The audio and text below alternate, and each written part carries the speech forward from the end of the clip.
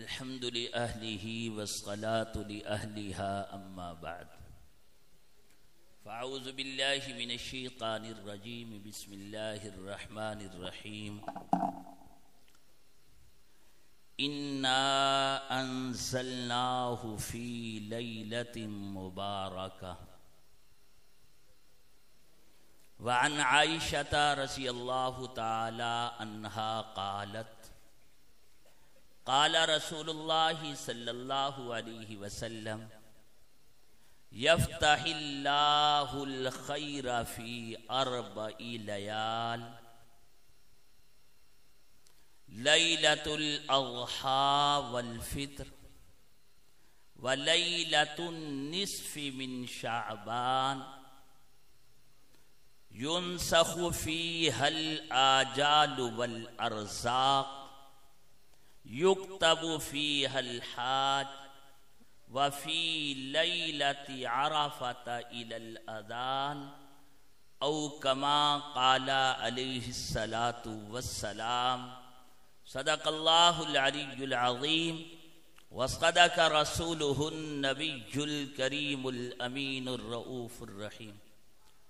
محبت سے عبادت کی نیت سے محبت سے بھی عبادت کی نیت سے ہدیہ درود و سلام.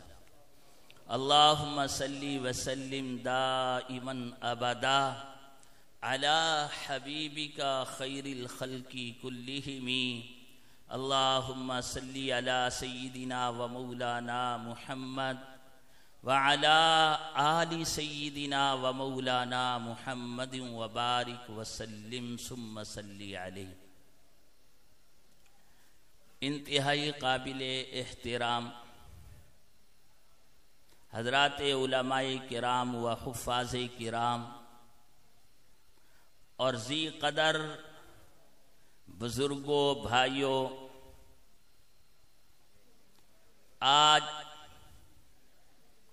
1444 ہجری کے شعبان المعظم کی 14ویں شب ہے.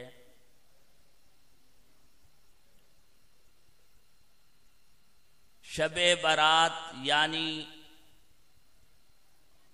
شعبان المعظم کی 15ویں رات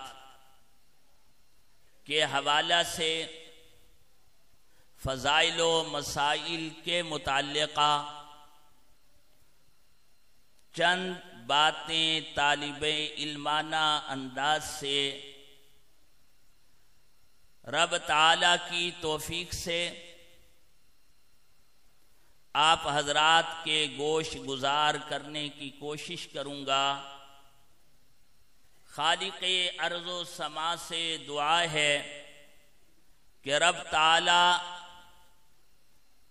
قرآن و سنت کی روشنی میں پورے شرح صدر کے ساتھ حق کہنے کی سعادت عظمیٰ نصیب فرماتے ہوئے حق کو پھیلانے کی، حق پہ عمل کرنے کی توفیق نصیب فرمائے. قابل احترام بھائیوں، بات شعبان ہی کے لفظ سے شروع کرنے لگا ہوں اور حوالہ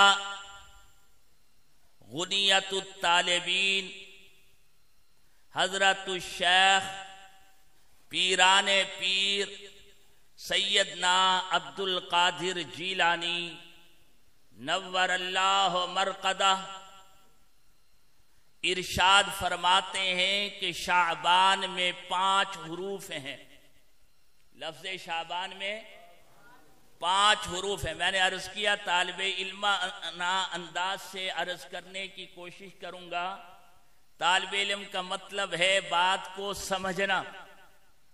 طالب علم بات کو سمجھ کر پھر تکرار کیا کرتا ہے. میں اپنے اکابر کو اپنا سبق سنا رہا ہوں، میں طالب علم ہوں. حضرت شیخ عبد القادر جیلانی فرماتے ہیں شعبان میں لفظ کتنے ہیں؟ 5. شین، عین، با، الف اور نون. ہر حرف ہی ایک عظمت رکھتا ہے. فرماتے ہیں شعبان کی شین یہ شرف کے لیے ہے، شعبان کی عین علو و عظمت کی ہے، شعبان کی با بر یعنی نیکی کی ہے، الف الفت کا ہے، نون نور کا ہے۔ کیا مطلب، کیا خلاصہ نکلا؟ حضرت پیران پیر ان الفاظ میں کیا بتلانا چاہتے ہیں؟ بتلانا یہ چاہتے ہیں شعبان کا مہینہ شرف والا ہے، کرامت والا ہے، تطہیر والا ہے، پاکیزگی والا ہے، اس کی عین بتلاتی ہے یہ بلندی والا ہے۔ علو کہتے ہیں بلندی کو، یہ عظیم المرتبت ہے، عظیم شان والا مہینہ ہے۔ شعبان کی با بر کی علامت، بر نیکی کو کہتے ہیں۔ حضرت بتلانا چاہتے ہیں کہ شعبان کا مہینہ نیکیوں کا سیزن ہے، یہ نیکیوں کا مہینہ ہے۔ اس کا الف اللہ سے محبت کی نشانی ہے، اللہ سے پیار کی دعوت دیتا ہے کہ اللہ سے الفت کر لو، مسلمانوں سے الفت کرو۔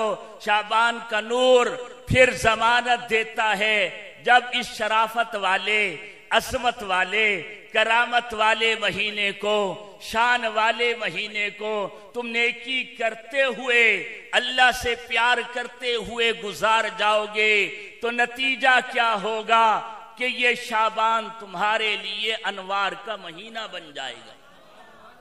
یہ شعبان کا لفظ ہے جس کے حروف اور حضرت سیدنا پیران پیر شیخ عبد القادر جیلانی رحمت اللہ علیہ نے جو حروف کی وضاحت کی اس انداز سے میں نے بیان کیے۔ اور صاحب قاموس کیا لکھتے ہیں، اس کا لغوی معنی کیا ہے کہ شعبان کا لغوی معنی پھیلانا، رمضان کا معنی جلانا، بھسم کر دینا۔ شعبان کا معنی پھیلانا اور رمضان کا معنی جلانا، دونوں میں نسبت بھی ہے۔ معنوی اعتبار سے بھی شعبان کا معنی ہے نیکیوں کو پھیلانے والا مہینہ، رمضان کا معنی جلانا، گناہوں کو جلا دینے والے مہینے کو رمضان کہتے ہیں، نیکی کے پھیلا دینے والے مہینے کو شعبان کہتے ہیں۔ میرے محترم بھائیوں، شعبان میں کی عظمت بڑی اعلیٰ و عرفہ ہے۔ شعبان المعظم کا مہینہ حضور علیہ السلام کی ازواج مطہرات فرماتی ہیں رمضان کے علاوہ آقا جس مہینے میں سب سے زیادہ روزے رکھا کرتے تھے وہ مہینہ شعبان المعظم کا تھا، اور حضور علیہ السلام نے خود ہی وجہ بتلائی ہے کہ میں شعبان میں کثرت سے کیوں روزے رکھتا ہوں۔ رب تعالی مجھے اور آپ کو بھی یہ سوچ نصیب فرما دیں جس کی تعلیم آمینہ کے لال نے، محبوب رب ذوالجلال نے، ختم نبوت کے تاجدار نے مجھے اور آپ کو عمل کر کے اور عمل کی وجہ کر کے بتلائی ہے۔ روایت ہے، راوی کا نام حضرت اسامہ بن زید رضی اللہ تعالیٰ عنہ، صحابی رسول، محبوب خدا صلی اللہ علیہ وسلم فرماتے ہیں کہ امام الانبیاء سے استفسار ہوا ہے، سوال ہوا ہے، یا رسول اللہ صلی اللہ علیہ وسلم آپ شعبان کے مہینے میں اتنی کثرت سے روزے کیوں رکھتے ہیں، اس کی کیا وجہ ہے؟ تو رسول پاک صلی اللہ علیہ وسلم نے جواب میں ارشاد فرمایا، شہرٌ ترفع فیہ الاعمال الی الرحمن، کہ شعبان کا مہینہ ایسا مہینہ ہے جس میں رحمان کی بارگاہ میں اعمال بنی آدم پیش کیے جاتے ہیں۔ حضور علیہ السلام نے فرمایا وَأَنَا أَحَبُّ، اور مجھے پسند یہ ہے، میری چاہت یہ ہے، مجھے محبوب یہ ہے کہ ان ترفع عملی وَأَنَا صائم، کہ میرا عمل، میں محمد کریم کا عمل جب اللہ کی بارگاہ میں پیش ہو تو آمینہ کا لال کی خواہش، محبوب رب ذوالجلال کی خواہش یہ ہے کہ میں روزے سے ہوں۔ اس لیے رمضان میں شعبان میں حضور کثرت سے روزہ رکھتے تھے. وجہ بتلا دی کہ میں کثرت سے روزہ کیوں رکھتا ہوں. میرے محترم بھائیوں، جس مہینے کی کوئی عظمت ہوا کرتی ہے، اگر اس پہ غور کرو گے کوئی نہ کوئی رات عظمت والی نکلے گی. مثال کے طور پر 4 مہینے بڑے محترم ہیں، بڑے عظیم شان والے ہیں. ان میں ایک مہینہ محرم کا مہینہ ہے، اس میں بھی ایک دن ایسا ہے، ایک رات ایسی ہے جو انتہائی عظمت والی ہے. ایک مہینہ رجب کا، اس میں بھی ایک رات ایسی ہے جو عظمت والی ہے. ایک مہینہ رمضان کا، اس میں بھی ایک رات ایسی ہے جو عظمت والی ہے. چوتھا مہینہ شعبان کا، اس میں بھی ایک رات ایسی ہے جو عظمت شان والی ہے. ہر ایک میں رات ہے. وہاں 10 محرم، محرم میں 10 محرم، اور رجب میں 27 رجب المرجب، رمضان میں لیلۃ القدر، شعبان میں لیلۃ البراءت جسے شب برات کہتے ہیں. شب برات کیوں کہتے ہیں، اسے لیلۃ البراءت کیوں کہا جاتا ہے؟ پہلے اس کے نام عرض کرتا ہوں. اس کا نام لیلۃ المبارکہ بھی ہے، اس کا نام لیلۃ البراءت بھی ہے، اس کا نام لیلۃ السک بھی ہے. کیا معنی ہے؟ لیلۃ مبارکہ، برکت والی رات. لیلۃ البراءت، بری کر دینے والی رات. لیلۃ السک کی دستاویزی رات. لکھی ہوئی تحریر کو کیا کہتے ہیں؟ معاہدات کو کیا کہا جاتا ہے؟ دستاویز. عربی میں کہتے ہیں سق، صاد کاف کے ساتھ. سق کا معنی دستاویز. اس کا نام لیلۃ السک بھی ہے کہ یہ دستاویزی رات ہے. لیلۃ مبارکہ کیوں کہا جاتا ہے؟ میں نے سورہ دخان کی آیت کا جملہ تلاوت کیا، انا انزلناہ فی لیلۃ مبارکہ. اللہ فرماتے ہیں ہم نے اس قرآن کو لیلہ مبارکہ میں، برکت والی رات میں نازل کیا ہے. یہ برکت والی رات ہے، اس لیے اسے لیلہ مبارکہ کہتے ہیں. لیلۃ البراءت کا معنی بری کر دینے والی رات. کیا معنی، کیا مطلب ہے؟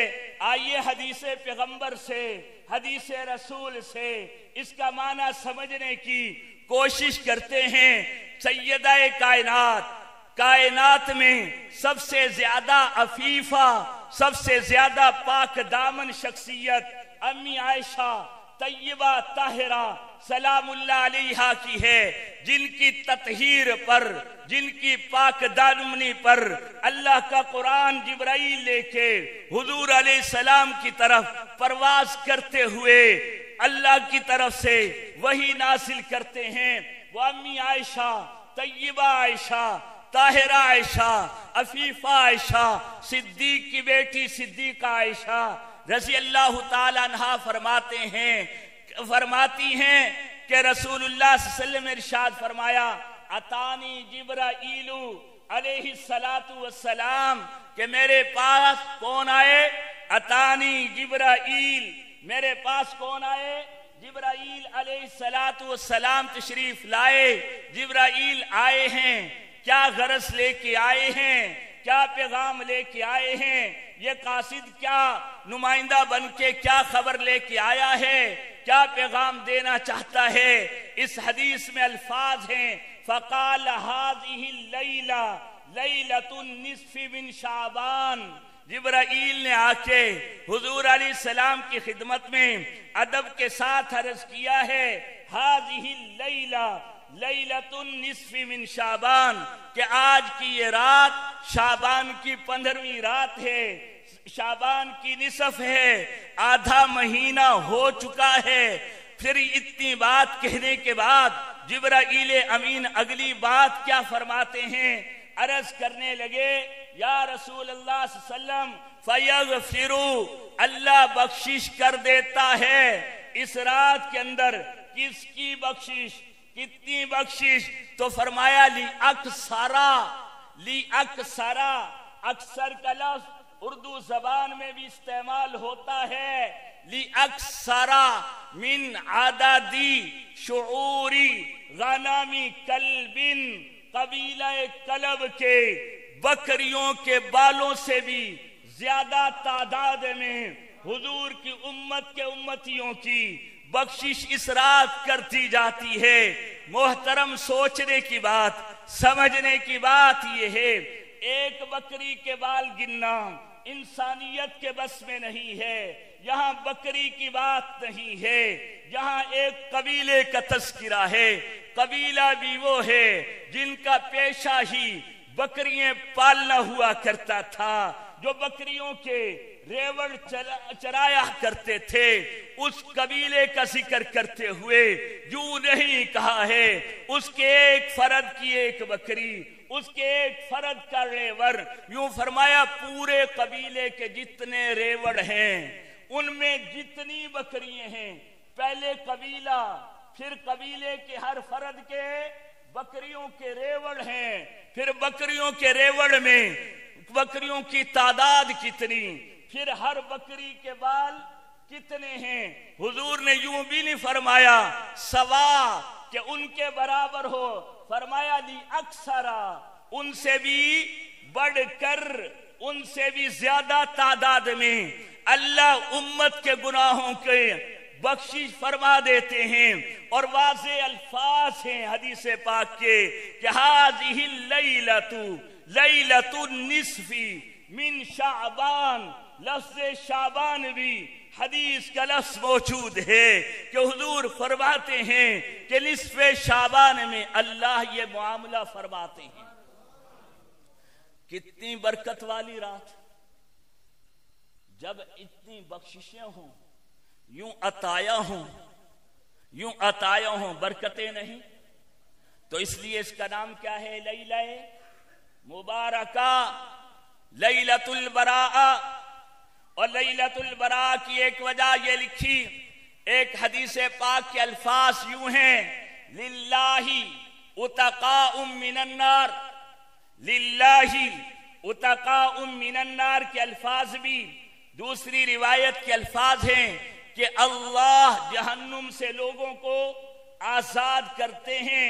اتق کہتے ہیں آزاد کرنے کو، برات بھی کہتے ہیں آزادی کو۔ لیلۃ البراء کہ یہ رات کس کی ہے؟ آزادی کی رات ہے کہ اللہ بخشش کرتے ہیں، جہنم سے آزادی دیتے ہیں، اس لیے اس کو لیلۃ البراء کہتے ہیں۔ ایک اور نام میں نے عرض کیا، کیا نام؟ لیلۃ الصک کی، کہ یہ دستاویزی رات ہے۔ دستاویزی رات پہ بھی میں نے تلاوت کر چھوڑی ہے حدیث پاک کی کہ سیدہ کائنات، طیبہ کائنات امی عائشہ سلام اللہ علیہا فرماتی ہیں کہ امام الانبیاء صلی اللہ علیہ وسلم نے ارشاد فرمایا، یفتح اللہ الخیر فی 4 لیال، کہ 4 راتیں ایسی ہیں۔ کتنی راتیں؟ فی 4 لیال، 4 راتیں ایسے ہیں، یفتح کھول دیتا ہے اللہ تعالی الخیر، خیر کے دروازے کھولتا ہے۔ 4 راتیں ایسی ہیں جس میں خیر کے دروازے کھل جاتے ہیں۔ کیا مطلب ہے خیر کے دروازوں کے کھلنے کا؟ اردو کلام میں اندھا دھند موسلا دھار خیر کی برسات ہوا کرتی ہے، لگاتار مسلسل زوردار خیرات کا می برستا ہے، انوارات نازل ہوتے ہیں۔ محبوب نے بتلایا وہ رات کون سی ہیں، فرمایا نمبر 1 لیلۃ الاضحیٰ، وہ بقرہ عید کی رات ہے۔ لیلۃ الاضحیٰ، عید سے پہلے جو رات آتی ہے وہ رات ہے۔ والفطری، اور چھوٹی عید کو کیا کہتے ہیں؟ عید الفطر۔ اور والفطری، عید الفطر کی رات جس کو چاند رات کہا جاتا ہے، یہ رات ہے۔ اس میں اللہ کیا کرتے ہیں؟ خیروں کے دروازے کھول دیتے ہیں۔ تیسری رات فرمایا ولیلۃ النصف من شعبان، تیسری رات کون سی ہے؟ شعبان کی درمیانی رات ہے، جسے 15ویں شعبان سے تعبیر کیا جاتا ہے، ہوتا کیا ہے؟ آگے اس کی وضاحت فرما دی، يُنسَخُ فِيهَا الْآجَالُ وَالْأَرْزَاقُ، کہ اس رات کے اندر لکھ دیا جاتا ہے کون اس سال کے اندر فوت ہوگا، اس رات میں رزق تحریر ہو جاتا ہے، تقدیریں فرشتوں کے حوالے ہو جاتی ہیں۔ میں اس کی وضاحت میں اقوال ائمہ بعد میں پیش کروں گا، ابھی صرف وجہ تسمیہ عرض کر رہا ہوں کہ اسے لیلۃ الصق کیوں کہا جاتا ہے، دستاویزی رات کیوں کہا جاتا ہے، کہ لکھ کر دیا جاتا ہے کہ یہ مر جائیں گے، ان کو اتنا رزق ملے گا۔ یکتب فیہا الحاج، اس رات میں لکھا جاتا ہے کون کون حج کرے گا، اس رات میں لکھا جاتا ہے کس کا مقدر، کس کا نصیب کا ستارہ چمکے گا، کس کا مقدر جاگے گا کہ آنے والے حج میں وہ جائے گا۔ وہ کب لکھا جائے گا؟ لکھا جانے کا مطلب کیا ہے بعد میں عرض کروں گا۔ کب لکھا جاتا ہے؟ فیہا، اس 15ویں شعبان کو لکھ دیا جاتا ہے۔ یا انتہائی منت کے ساتھ، بڑے ادب کے ساتھ گزارش کروں گا، کل کی رات کون سی رات ہے؟ کل کی رات کون سی رات ہے؟ 15 شعبان۔ دعا تو کرنی چاہیے نا، یا اللہ رات آ رہی ہے، پھر حج کا زمانہ آنا ہے، مالک تو اپنے فضل سے، اپنے کرم سے میرا نام بھی لکھوا دے، میرا نام بھی تحریر ہو جائے، میں بھی اس سال حج کے لیے چلا جاؤں۔ یکتب فیہا الحاج، اس رات میں لکھ دیا جاتا ہے کون کون حج کرے گا۔ 3 راتیں ہوئی، کیونکہ لکھا جاتا ہے اس لیے اس کو عربی والے کیا کہتے ہیں؟ لیلۃ الصق کی دستاویزی رات ہے، چوتھی رات۔ وفی عرفۃ، فی لیلۃ عرفۃ، چوتھی رات 9 ذی الحج کی رات ہے۔ 10 اور 9 کی درمیانی جو رات ہے اسے لیلہ عرفہ کہتے ہیں، یہ رات ہے۔ اور یہ راتیں کب تک؟ آخر میں فرمایا الی الاذان، کب تک؟ جب تک صبح کی اذان کا وقت ہو جائے اس وقت تک۔ جیسے صبح صادق ہوئی رات ختم ہو گئی۔ شروع کہاں سے ہوتی ہے؟ مغرب سے شروع ہوتی ہے۔ کہاں سے شروع ہوتی ہے؟ کون فرماتے ہیں؟ سیدنا علی المرتضیٰ کرم اللہ وجہ رضی اللہ عنہ و ارضاہ۔ سیدنا علی المرتضیٰ رضی اللہ تعالیٰ عنہ تو راوی ہیں، روایت کرنے والے ہیں، نقل کرنے والے ہیں۔ ارشاد ہے آمینہ کے لال کا، حکم ہے آمینہ کے لخت جگر کا، عبداللہ کے نور نصر کا، ارشاد خاتم النبیین کا۔ آقا کیا فرماتے ہیں؟ مجھے آپ کو بھی سوچنا چاہیے ہم کن کا نام لیتے ہیں۔ ابھی مولانا اکرام اللہ صدیقی صاحب فرما رہے تھے نا، جو ان پہ مرنے کا جذبہ نہیں رکھتا ہے، یہ جذبہ مرنے کا بھی رکھنا ہے، ان کی ہر بات ماننے کا بھی رکھنا ہے۔ حضرت علی رضی اللہ عنہ فرماتے ہیں حضور علیہ السلام نے ارشاد فرمایا کہ اس رات کو قیام کیا کرو اور اس کے دن کا روزہ رکھا کرو۔ رات کو کیا کرنا چاہیے؟ قیام کرنے کا معنی کیا ہے؟ کہ اس رات نماز پڑھے۔ کیا کرنی ہے؟ نمازیں پڑھنی ہیں، عبادت میں گزرے۔ آگے دن آئے گا جو کل کی رات، کل کا دن نہیں، کل کی رات کی بات کر رہا ہوں۔ رات کو تلاوت، تسبیح، ذکر، اذکار، نوافل اور آنے والے دن میں روزہ رکھنا ہے۔ آگے فرماتے ہیں کہ اللہ جل جلالہ ینزل، ان اللہ عز و جل شانہ ینزل، اللہ جل جلالہ نزول اجلال فرماتے ہیں، کما یلیق بشانہ، اللہ کی جیسے شان ہے۔ یہ ایک علمی بحث ہے کہ اللہ آنے جانے سے پاک، اللہ کیا ہے بھائی؟ آنے جانے سے پاک ہیں. یہاں آیا ان اللہ عز وجل ینزل الی السماء الدنیا کہ اللہ آسمان دنیا پہ نزول اجلال فرماتے ہیں. جیسے مالک کی شان ہے اللہ ہر جگہ موجود ہیں. اللہ ہر جگہ موجود ہیں. جو ہر جگہ موجود ہو اسے کہیں آنے جانے کی ضرورت نہیں ہوتی. وہ پہلے سے ہر جگہ ہے. کہنے کا مطلب کیا ہے؟ کچھ جملے ہوتے ہیں، ہر زبان کے کچھ جملے ہوا کرتے ہیں.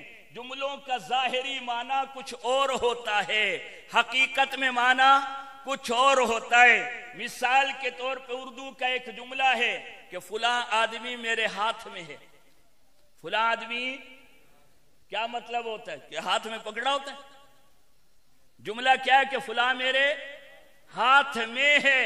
ہاتھ میں پکڑا تو نہیں ہے. مطلب یہ ہوتا ہے کہ وہ میری بات مان لیتا ہے.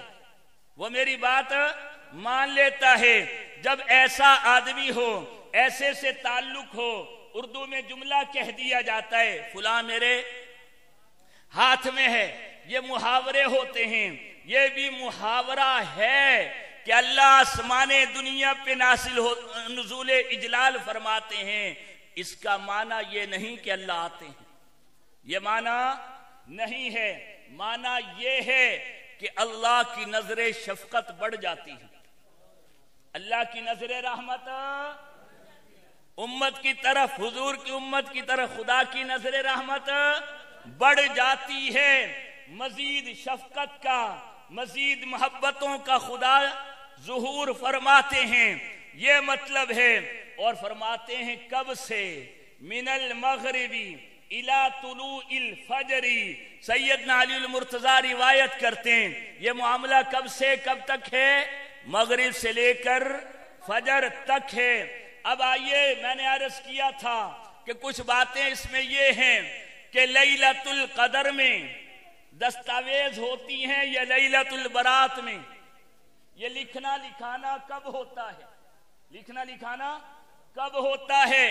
یہ لیلۃ القدر میں ہوتا ہے یا شب برات میں ہوتا ہے؟ ائمہ حضرات کیا فرماتے ہیں؟ امام بغوی رحمہ اللہ، امام رازی، امام قرطبی، دیگر حضرات کیا فرماتے ہیں؟ حضرت اکرمہ کیا فرماتے ہیں؟ سب کا لب لباب تطبیقی بات جو انہوں نے ان میں ربط پیدا کر کے ایک ایسی بات نکالی کہ ایک کو مان کر دوسرے کا انکار نہ کیا جائے. مسلمان کے نزدیک حضور کا ہر فرمان محبوب. وہ اسے قدر کی نظر سے، عظمت کی نظر سے اگر اسے کوئی فرق نظر آئے، مومن اپنی نظر کا قصور سمجھتا ہے. منافق کیچڑ اچھالتا ہے. فرق سمجھنا. مومن اپنی نظر کا، اپنے علم کا قصور نکالتا ہے، غلطی نکالتا ہے کہ اللہ کے حبیب بلند و برتر ہیں، آقا کا ہر فرمان بلند و برتر ہے. مجھے سمجھ نہیں آ سکا، فرمان صحیح ہے، بالکل ٹھیک ہے، میری عقل چھوٹی ہے، بڑے کا کلام میری عقل میں سما نہیں سکا. یہ محبت والوں کی بولی ہے، محبت والوں کے جملے ہیں. اور جنہیں عشق سے تعلق کوئی نہیں، محبت رسول سے جن کا دامن کوڑا ہے، خالی ہے، وہ کہتے ہیں اے ٹھیک نہیں او ٹھیک. بات سمجھ میں آ گئی؟ یہ ٹھیک نہیں وہ ٹھیک. آئیے، اگر نظر ٹھیک کام نہ کرے تو کہیں جانا پڑتا ہے کہ نہیں؟ جی، نظر ٹھیک کام نہ کرے تو نظر کا علاج کرانا پڑتا ہے کہ نہیں؟ علاج کرانے کی ضرورت ہوتی ہے. اس لیے علماء فرماتے ہیں کہ جب دینی کاموں میں، جب علوم کے اندر تمہاری نظر کام نہ کر رہی ہو، دھوکہ لگ جائے، غلط دیکھنے لگ جائے، تو اپنی نظر کا اہل نظر سے علاج کروایا کرو. اہل نظر کہتے ہیں اللہ والوں کو. اللہ والوں سے کیا کرایا کرو؟ علاج کروایا کرو. پھر تمہاری نظر ٹھیک ہو جائے گی. اللہ والوں نے اس نظر کا علاج کر دیا ہے۔ فرماتے ہیں ایک مطلب کہ شب برات میں لکھنے کا آغاز ہوتا ہے، لیلۃ القدر میں اختتام ہوتا ہے۔ شب برات سے لکھنے کا آغاز، لیلۃ القدر رمضان کی رات جا کے اس کا اختتام، تو جس سے آغاز ہوا وہ بھی دستاویزی رات ہو گئی، لکھنے کی رات ہے۔ جہاں جا کے اختتام ہوا وہ بھی لکھنے کی رات ہے۔ دوسرا قول حضرت امام رازی رحمہ اللہ کا یہ ہے، حضرت امام فخر الدین رازی رحمہ اللہ فرماتے ہیں کہ اس سے مراد یہ ہے کہ لوح محفوظ پر لیلۃ نصفی من شعبان میں، شعبان کی 15ویں رات لکھ دیا جاتا ہے۔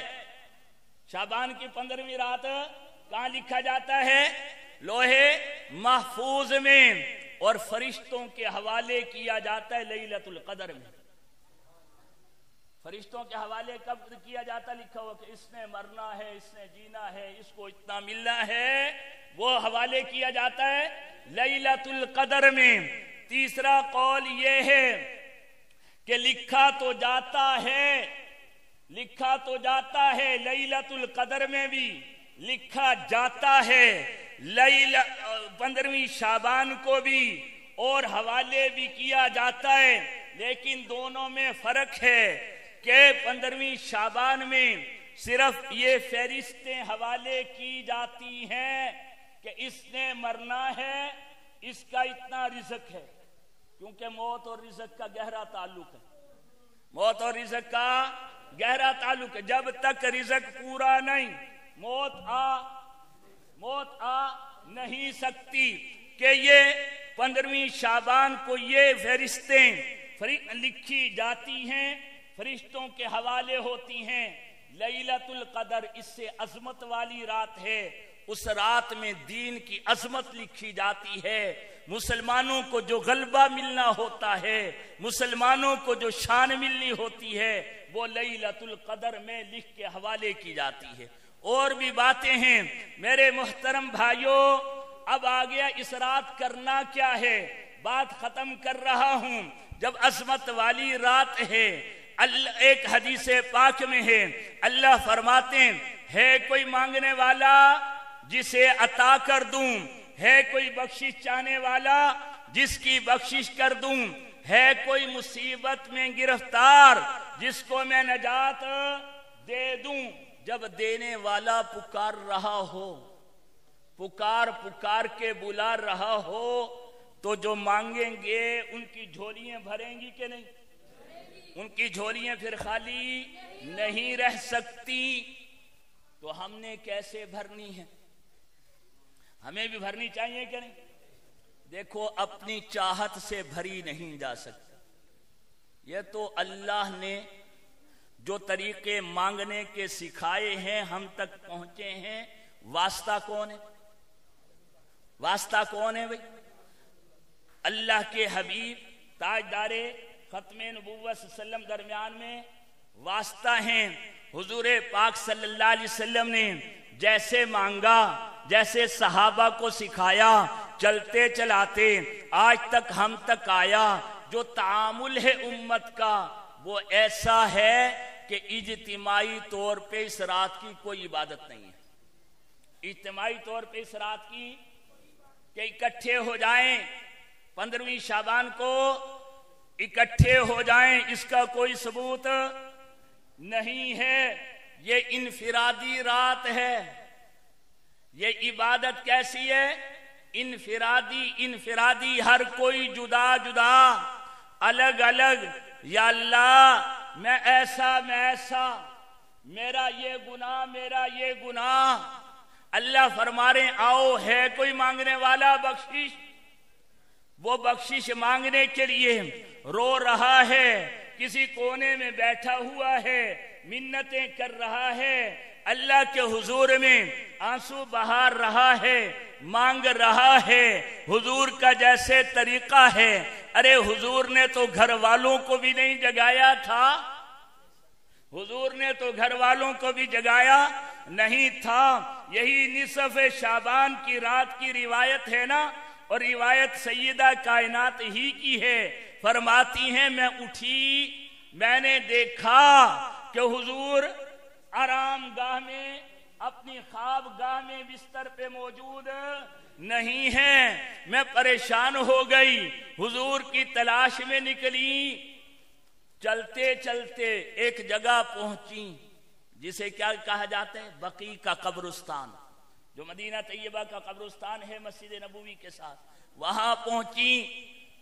یہاں بیچ میں روایت میں نہیں ہے کیسے پہنچی، دوسری جگہ ہے کیسے پہنچی۔ بھئی حضور تو جا چکے تھے، حضور تو، اور وقت کون سا ہے؟ وقت کون سا ہے؟ رات کا تلاش کرنے والی خاتون ہیں، وقت رات کا ہے۔ حضور تو تشریف لے جا چکے ہیں، کسی سے راستے میں ان کی ملاقات بھی نہیں ہے کہ کسی سے پوچھ لیا ہو سیدہ نے بتاؤ تو صحیح، یہاں میرے محبوب کو گزرتے جاتے تو نہیں دیکھا، ایسا بھی نہیں ہے۔ پھر کیسے پہنچے؟ عقل میں آتی ہے کہ نہیں یہ بات؟ پھر کیسے پہنچی؟ ایسے پہنچی جیسے دوسری جگہ ہے کہ میرے محبوب عام انسانوں جیسے نہیں تھے۔ حضور علیہ السلام کو پسینہ مبارک آتا، اس سے خوشبو مہکا کرتی تھی۔ اصحاب رسول علیہم الرضوان گلی میں خوشبو سے محسوس فرماتے تھے، خوشبو سے پتہ چلاتے تھے حضور یہاں سے گزر کر جا رہے۔ خوشبو بتاتی تھی، بتانے والا بندہ نہیں، بتانے والی کیا چیز ہوتی تھی؟ آقا کے جسم اطہر سے پھوٹنے والی وہ خوشبو کی مہک بتلایا کرتی تھی کہ محبوب یہاں سے گزرے ہیں، اس لیے یہ گلی معطر ہے، یہ جگہ معطر ہے۔ سیدہ کائنات طیبہ کائنات امی عائشہ سلام اللہ علیہا چلی گئیں، رات کا اندھیرا ہے، خوشبو اور اندھیرا رکاوٹ کوئی نہیں۔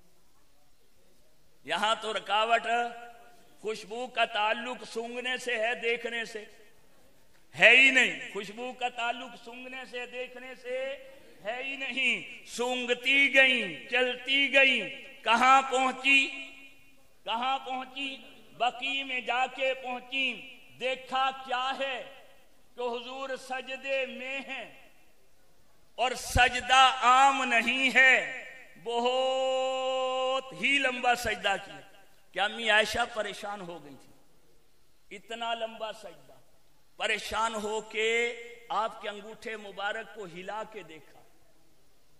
اللہ کے حضور، حضور کا سجدہ، اللہ کے حضور، حضور کا سجدہ جب عام مومن کا سجدہ ہے، حدیث پاک ہے ان الصلاۃ معراج المومن، کہ نماز مومن کی، نماز مومن کی معراج ہے۔ اور نماز میں علماء نے وضاحت کی اس حدیث پاک کی، سجدہ حالت معراج ہے، نماز میں بھی سجدہ حالت معراج ہے۔ جب عام مومن معراج میں ہو، جب عام مومن معراج میں سجدے میں جا کے معراج میں ہوتا ہے، یہ آمینہ کے لال ہیں، ان کا سجدہ کیسا ہو؟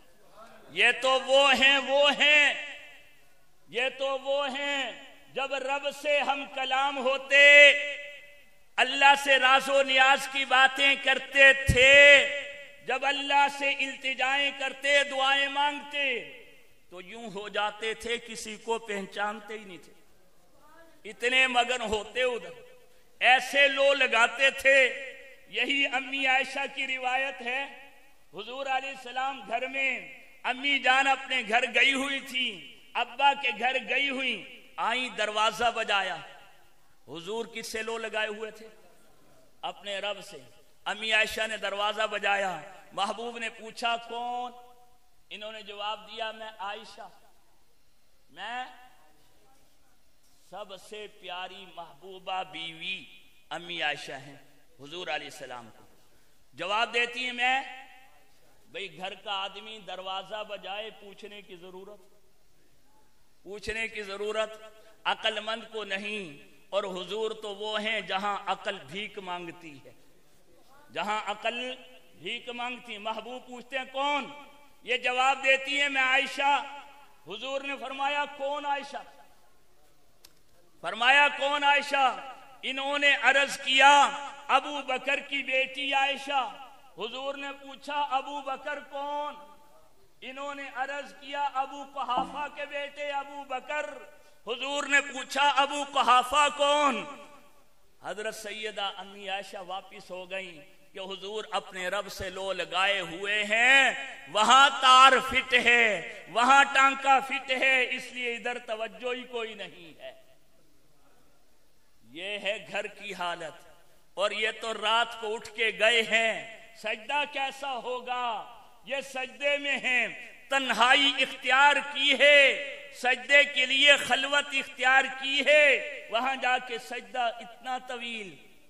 سیدہ کائنات گئی, حضور کو پتہ چلا نہیں. ادھر توجہ فرمائی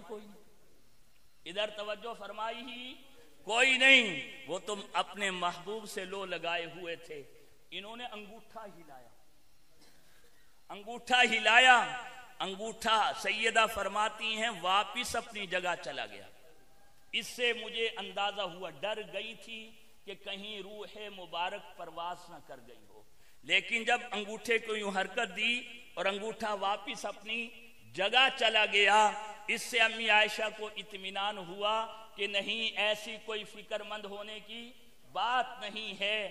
پھر حضور علیہ السلام جب سجدے سے فارغ ہوئے تو پوچھا عائشہ کیسے؟ امی عائشہ نے پھر وجہ بتلائی. پھر حضور نے فرمایا عائشہ ہذہ لیلۃ النصف من شعبان, کہ عائشہ یہ آج کی رات 15ویں شعبان کی رات ہے. اس رات اللہ آسمان دنیا پر اپنی شان کے مطابق اجلال نزول فرماتے ہیں. پھر ساری باتیں کی ہیں. میرے محترم بھائیوں, حضور علیہ السلام سے یہ قبرستان جانا صرف ایک مرتبہ ثابت ہے. 15ویں شعبان کو قبرستان جانا صرف ایک ہی مرتبہ ثابت ہے. اس لیے علماء محدثین فقہاء کرام نے لکھا ہے اگر کوئی پوری سنت پہ عمل کرنا چاہتا ہے تو زندگی میں ایک مرتبہ 15ویں شعبان کو قبرستان چلا جائے. مسئلہ سمجھ میں آ گیا؟ زندگی میں ایک مرتبہ 15ویں شعبان کو قبرستان جائے. یہ مستقل عادت نہ بنائے. حضور سے جو جتنا ثابت ہے اتنا ماننے کا نام دین ہے. دین اپنے چاہت کا نام نہیں ہے, تابعداری کا نام دین ہے, غلامی کا نام دین ہے. اپنی چاہت مٹانے کا نام, حضور کی چاہت کو اختیار کرنے کا نام دین ہے. تو عبادت حضور علیہ السلام نے 15ویں رات میں گھر والوں کو بھی شریک نہیں کیا. جان فدا کر دینے والے اصحاب رسول بھی موجود تھے, تو جو اشارہ ابرو پہ اپنی جانیں دینے کے لیے تیار تھے انہیں بھی کبھی مسجد میں جمع کر کے اجتماعی طور پہ عبادت نہیں کی ہے. نفلی عبادت 15ویں شعبان کی عبادت نہیں کی ہے اجتماعی طور پہ, انفرادی عبادت کی بھی ہے, حکم بھی دیا ہے. میں روایت پڑھ چکا ہوں سیدنا علی المرتضیٰ کی کہ حضور نے فرمایا رات کو کیا کرنا ہے؟ عبادت کرنی ہے. دن کو روزہ رکھنا ہے. طریقہ عبادت کہ رات کی عبادت تنہائی کی ہے, خلوتوں کی ہے, جدا جدا ہے, ان اجتماعی طور پہ نہیں ہے. اللہ اللہ کی ضربیں لگائیے, کلمہ طیبہ پڑھیے گا, درود پاک پڑھیے. ہاں درود پاک کی بات آ گئی, آخری بات کر کے اس رات کے حوالے سے کہ یہ رات, یہ مہینہ بھی حضور نے فرمایا نا، ایک روایت میں علماء موجود ہیں کہ شہر رمضان شہر اللہ و شہر شعبان شہری، فرمایا رمضان اللہ کا مہینہ اور شعبان حضور نے فرمایا وجہ کیا کہ رمضان اللہ کا مہینہ، شعبان حضور کا مہینہ، وجہ کیا ہے؟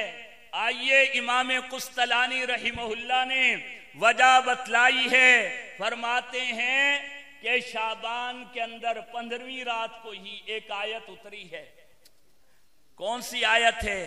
ان اللہ وملائکتہ یصلون علی النبی یا ایھا الذین آمنوا صلوا علیہ وسلموا تسلیما۔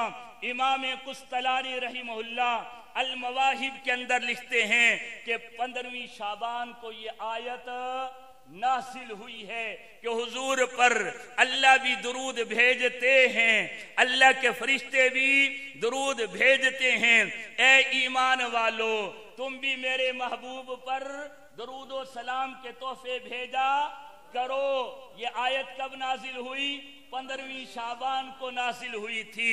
تو درود پاک حضور کی ذات پر بھیجنے کی آیت نازل ہوئی ہے شعبان کے مہینے میں۔ امام قسطلانی فرماتے ہیں محبوب نے فرمایا نا کہ شہرو شعبان شہری، کے شعبان میرا مہینہ ہے، کہ حضور کی ذات پر درود و سلام کثرت سے، پہلے صرف سلام تھا، پہلے صرف سلام تھا، درود اس آیت کے نازل ہونے کے بعد شروع ہوا۔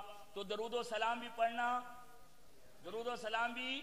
پڑھنا چاہیے، اور کثرت سے، اور روزے حضور کثرت سے رکھتے تھے، روزے رکھنے چاہیے، کثرت سے رکھنے چاہیے۔ لیکن یہ سارے اعمال کیسے ہیں بھائی؟ درود پاک مجمع لگا کے نہیں، 15ویں شعبان کو ایک تعلیم کے لیے، یہ یاد رکھنا فرق۔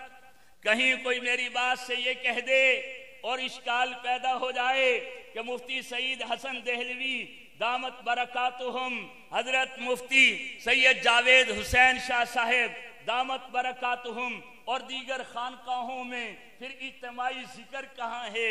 ایک ہوتا ہے تعلیم کے لیے، یہ ذکر کس لیے ہوتا ہے؟ تعلیم کے لیے۔ ایسے اعمال ثابت ہیں حضور نے سکھانے کے لیے اجتماعی طور پہ چیزیں سکھائی کہ اس کو ایسے کرنا، اس کو ایسے کرنا، طریقہ تعلیم دیا تو اجتماعی طور پہ دیا ہے، یہ تعلیم کے لیے ہیں۔ ذکر انفرادی عبادت ہے۔ ذکر کیسی عبادت ہے بھائی؟ درود پاک پڑھنا انفرادی عبادت ہے، تو کریں گے انشاءاللہ، اللہ کو منائیں گے انشاءاللہ۔ اور وہ دعا یاد رکھنا حج والی، کوئی پتہ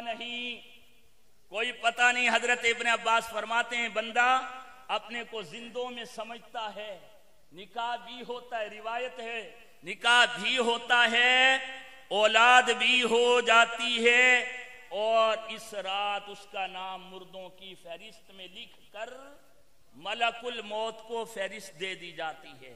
کوئی پتہ نہیں کہ میرا نام اس میں ہو، اس لیے مجھے توبہ استغفار میں یہ رات گزارنی چاہیے، حج کی توفیق مانگتے ہوئے یہ رات گزارنی چاہیے۔ اللہ جل جلالہ عمل کی توفیق نصیب فرمائیں۔ خرافات سے بچنا چاہیے، آتش بازی سے بچنا چاہیے، نیکی کرنا آسان، گناہ سے بچنا مشکل۔ علماء لکھتے ہیں نیکی نہ کر سکو نہ گناہ نہیں کرنا، نیکی نہ بھی کر سکو، نفلی عبادت نہ بھی کر سکو، گناہ یعنی کہ اکٹھے ہوئے کچھ نفل پڑے پھر غیبت کی، ختم ہو جائے گا معاملہ۔ نیکی نہ بھی کر سکو کوئی بات نہیں ہے، لیکن گناہ اس کی نحوست بھی بڑھ جاتی ہے۔ اللہ پاک بچنے کی توفیق نصیب فرمائے۔ وآخر دعوانا ان الحمدللہ رب العالمین۔ آپ بسم اللہ الرحمن الرحیم، الحمدللہ رب العالمین، والصلاة والسلام على سید الانبیاء والمرسلین وعلى آلہ الطیبین الطاہرین واصحابہ الکاملین واتباعہ اجمعین اے کریم اللہ ہم سب کو معاف فرما دیجئے، اپنے فضل و کرم سے معاف فرما دے۔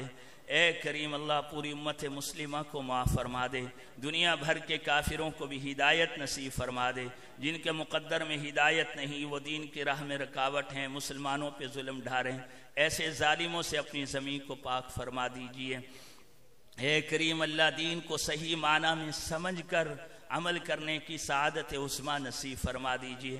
رسول پاک علیہ الصلوۃ والسلام سے والہانہ عشق و محبت نصیب فرما، آپ صلی اللہ علیہ وسلم کی ہر ادا سے والہانہ پیار کرنے کی توفیق نصیب فرما۔ اے کریم اللہ کل 15ویں شعبان ہوگی، اے کریم اللہ 15ویں کی رات اے اللہ ہم سب کے لیے بخشش کا ذریعہ فرمانا، ہمیں حضور علیہ السلام کی چاہت کے مطابق اپنے حکم اور چاہت کے مطابق اے اللہ نیکی کرنے کی، گناہ سے بچنے کی توفیق نصیب فرمانا۔ اے کریم کرم فرما، فضل فرما، اس مسجد کو اور دنیا بھر کی مساجد کو آباد فرما۔ اے اللہ دینی مدارس کو آبادی نصیب فرما، خانقاہوں کو دینی مراکز کو آبادی نصیب فرما۔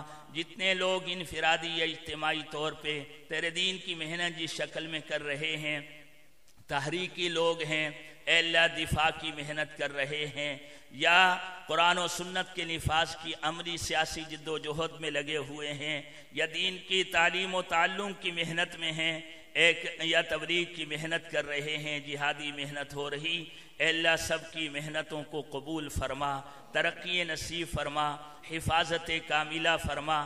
اے کریم اللہ یہ جتنے بھائی یہاں تشریف فرما تیرے گھر میں آئے ہوئے ہیں، اے اللہ ان کے دلوں میں جو نیک تمنائیں ہیں، نیک خواہشات ہیں، آپ بخوبی جانتے ہیں، اے اللہ ان سب کی جھولیاں بھر دے، محض اپنے فضل و کرم سے بھر دے، کسی کو محروم نہ کرنا، ہم سب کو بارہا مقبول حج اور عمروں کی سعادتیں نصیب فرما، انتہائی ادب احترام سے نصیب فرما، بارہا کثرت سے ادب احترام سے رسول پاک صلی اللہ علیہ وسلم کے در کی حاضری نصیب فرما۔